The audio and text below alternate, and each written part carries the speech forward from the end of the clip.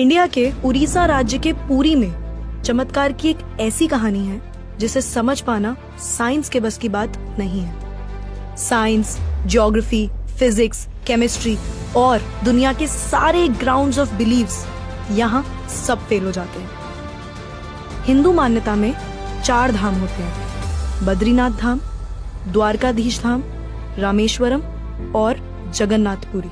और ये कहानी है जगन्नाथपुरी की, जहाँ पे आज भी श्री कृष्ण का वास्तविक दिल धड़कता है। इस मंदिर के कुछ ऐसे रहस्य हैं जिनके बारे में सुनकर किसी के भी होश उड़ जाएंगे। वेस्टर्न कल्चर फॉलो करते करते हम एक ऐसे मोड़ पे तो आ चुके हैं जहाँ लोग भगवान के होने ना होने पे सवाल उठाने लगे हैं। पर यही सवाल अब मैं आपसे इस वीडियो के बाद पूछूंगी। आइए देखते हैं। हर मंदिर में जहाँ मूर्तियाँ मेटल या स्टोन से बनती हैं, वहीं जगन्नाथ मंदिर में भगवान की मूर्तियाँ लकड़ी से बनी हुई हैं। ऐसा क्यों? आइए बताती हूँ। 3102 बीसी में जारा नाम के एक शिकारी ने शिकार करते हुए गलती से तीर श्री कृष्ण के पैर पे चला दिया, जिससे श्री कृष्ण की मृत्यु हो गई। जारा ने श्री कृष्ण का देह संस्कार किया पूरे रीति रिवाजों के साथ। पर जब उनकी चिता शांत हुई तो जारा ने देखा कि एक चमकने वाली मेटल की चीज अभी तक जली नहीं थी। जारा को ये समझ नहीं आया था कि ये है क्या, तो उसने उसे उठाया और उसे बेचने निकल गया। पर उसको खरीदना तो दूर, किसी ने उसे हाथ भी नहीं लगाया। फिर आखिरकार जारा ने हार थक कर उस मेटल की चीज को एक लकड़ी पर रखा और उसे पानी में बहा दिया। गुप्त साम्राज्य के समय अवंती के राजा इंद्रद्युम्न, जो कि विष्णु जी के बहुत बड़े भक्त थे, उन्हें एक दिन सपने में आकर विष्णु जी ने एक नदी में डुबकी लगाने को कहा और ये भी कहा कि एक लकड़ी के तने में तुम्हें उस नदी में मैं मिलूंगा। इस सपने को देखकर अगले ही दिन राजा डुबकी लगाने चले गए। डुबकी लगाते वक्त राजा को नदी में थोड़ी ही दूर एक लकड़ी का तना भी दिखा। बिना देर किए राजा तने तक पहुंचे और उस तने को महल में ले आए। फिर राजा ने कुछ बहुत नामी काश्तकारों को बुलाया, पर उनमें से कोई भी उस लकड़ी से एक मूर्ति नहीं बना पाया। कई दिन बीत जाने के बाद एक काश्तकार महल में आया और उसने राजा से कहा कि ये मूर्ति मैं बनाऊंगा, पर मेरी एक शर्त है। राजा ने काश्तकार से उसकी शर्त पूछी, क्योंकि राजा किसी भी शर्त को मानने के लिए तैयार थे। तो काश्तकार ने कहा कि ये मूर्ति बनाने के लिए मुझे पूरे 21 दिन का समय चाहिए और मैं चाहता हूँ कि 21 दिन से पहले ना तो कोई मुझसे बात करे, ना मिले और ना ही मेरे किसी भी काम में विलम्ब डाले। राजा ने खुशी खुशी ये शर्त मंजूर कर ली। मूर्ति बनाने का काम शुरू हुआ। रोज मूर्ति बनने की आवाजें भी आती थी, पर धीरे धीरे वो आवाजें बंद हो गई। अवंती की रानी को लगा कि शायद भूख प्यास से काश्तकार मर चुका है, इसीलिए उन्होंने जहाँ मूर्ति का काम चल रहा था उस कमरे के दरवाजे को खुलवाने की जिद की और राजा को उनकी बात माननी पड़ी। जैसे ही दरवाजा खुला तो उन्होंने ये देखा कि वहाँ कोई काश्तकार था ही नहीं। सिर्फ और सिर्फ 3 मूर्तियाँ थी: भगवान जगन्नाथ, उनके भाई बालभद्र और उनकी बहन Subhadra.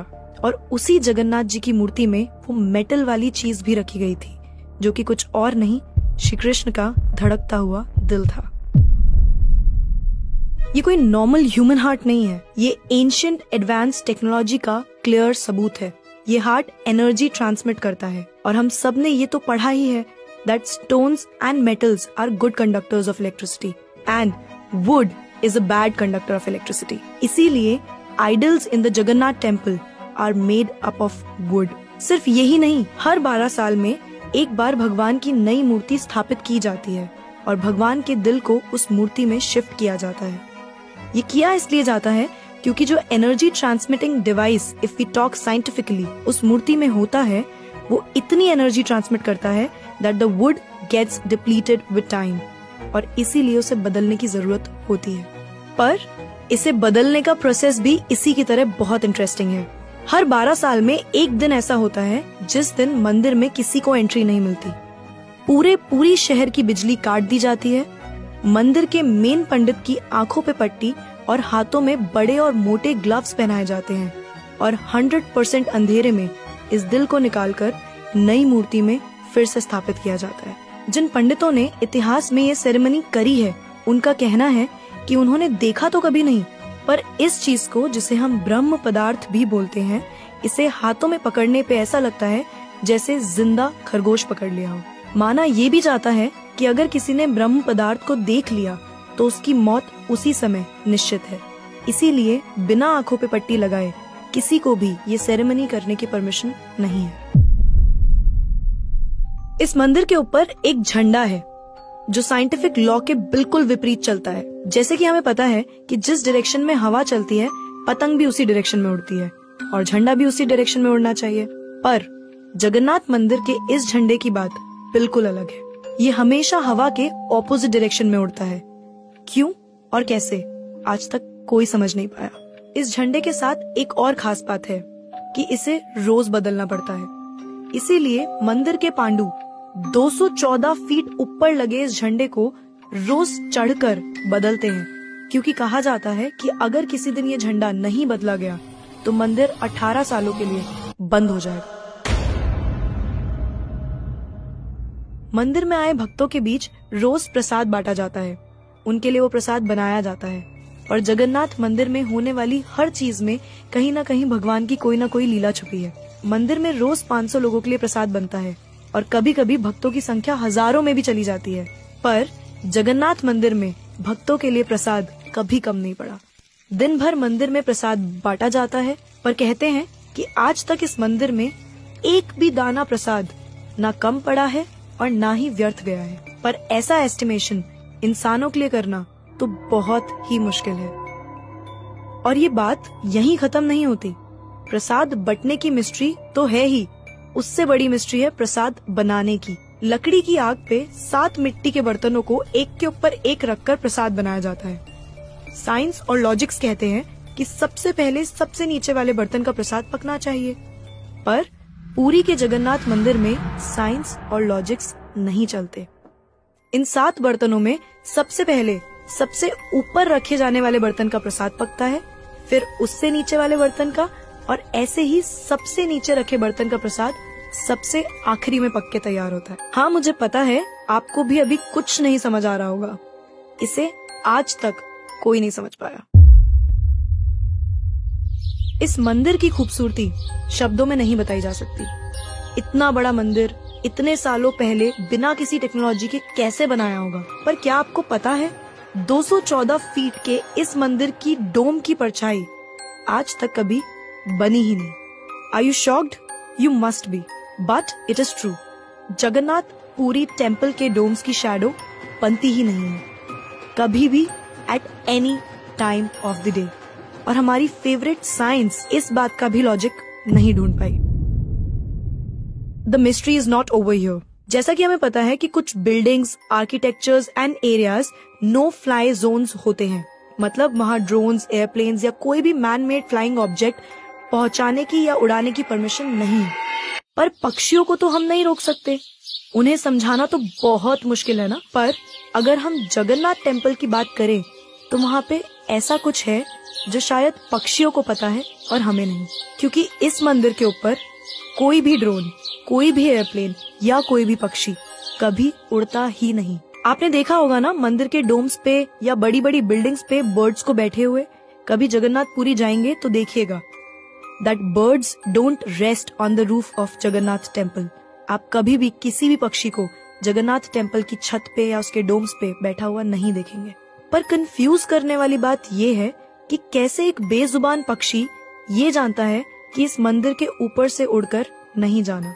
All of these things sound so exciting, right?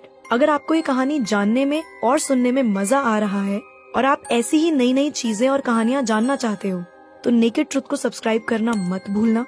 हम आपके लिए बार बार कुछ नया लाते रहेंगे।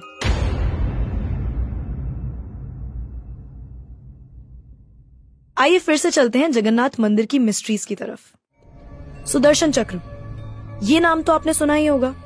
सुदर्शन चक्र भगवान विष्णु का अस्त्र है। ये अधर्म का विनाश करता है।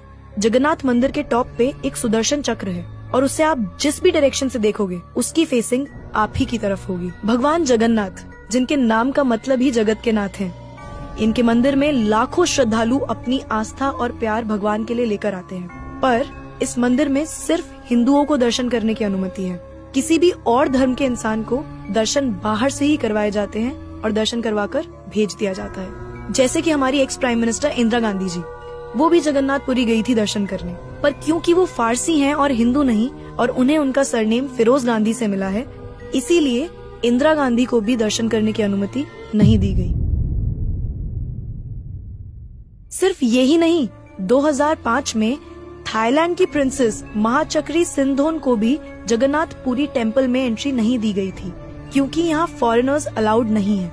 उनके लिए अरेंजमेंट्स की गई थी और दर्शन बाहर से ही करवाए गए। 12वीं सदी से बने हुए इस मंदिर को स्विट्जरलैंड की एक महिला ने 1,78,00,000 रुपए का चढ़ावा भी चढ़ाया। ये मंदिर में चढ़ाया गया अभी तक का सबसे बड़ा चढ़ावा है। पर फिर भी क्योंकि वो हिंदू नहीं है, दर्शन उन्हें भी बाहर से ही करने पड़े। हमारे ही धर्म की इतनी सारी बातें हैं जिसके बारे में हमें कुछ पता ही नहीं। हम आंखें बंद करके किसी भी कल्चर को, किसी भी ट्रेंड को फॉलो करते जा रहे हैं। हम भूल गए हैं कि हम एक ऐसे धर्म से जुड़े हैं जिसने दुनिया में संस्कृति, सभ्यता, परंपरा और संस्कार को हमेशा जिंदा रखा है। ये सनातन धर्म है और अब हमें धर्म को बचाना है। हर साल पुरी में जगन्नाथ जी की रथ यात्रा भी निकलती है। ये 9 दिन का त्योहार होता है जिसमें भगवान श्री जगन्नाथ, देवी सुभद्रा और भगवान बालभद्र को गर्भगृह से निकालकर रथ पर बिठाकर यात्रा करवाई जाती है। माना जाता है कि ये यात्रा इसलिए निकलती है क्योंकि भगवान इन 9 दिनों में प्रजा के बीच आकर प्रजा के सुख दुख को खुद देखते हैं और इस यात्रा में लाखों करोड़ों भक्तों की भीड़ हर साल इस यात्रा का हिस्सा बनती है। जगन्नाथपुरी मंदिर की मिस्ट्रीज यहाँ खत्म नहीं होती। और भी बहुत सारी कहानियां हैं जो हम नहीं जानते, जैसे कि हर साल भगवान 15 दिन के लिए बीमार पड़ते हैं और भक्तों के लिए मंदिर में दर्शन बंद कर दिए जाते हैं। पर बहुत कम लोग जानते हैं कि ऐसा क्यों होता है। तो हमारे डिस्क्रिप्शन बॉक्स में एक लिंक है एक डिटेल्ड ब्लॉग का, उसे पढ़ना मत भूलना। वी होप आपको ये वीडियो देखकर अच्छा लगा होगा। तो अब मैं आपसे पूछना चाहती हूँ, आपको क्या लगता है, भगवान सच में होते हैं